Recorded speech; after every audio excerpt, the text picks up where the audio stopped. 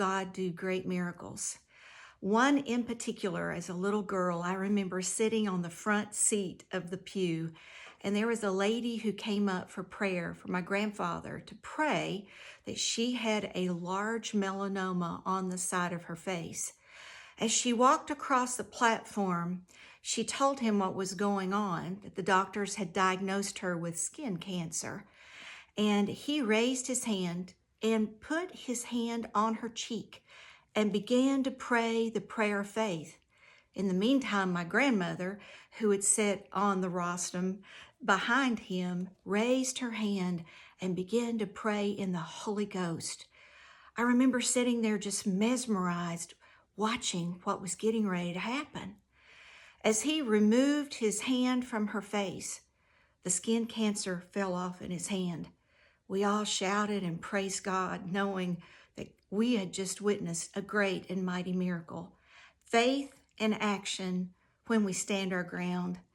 I love to go back to the stories in the Bible, especially about David. I love David. He was a warrior. He was a psalmist. He was a worshiper.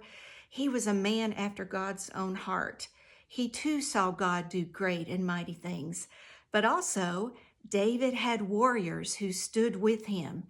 And one of those warriors that in particular stands out in my mind is a man by the name of Eleazar. And we read his story in 2 Samuel 23 and 10 that Eleazar was fighting with the Israelites against the Philistines. And the battle became hard. And the other Israelites, they retreated. But Eleazar stood his ground. He knew that he was going to have victory. And here's what's so amazing about this story. In 2 Samuel, he said, he arose and he attacked the Philistines until his hand was weary, and the sword stuck in his hand. He didn't lose his grip. He didn't lose his faith. He fought with all of his might.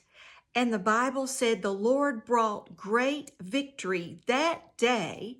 Then the people returned for the spoils.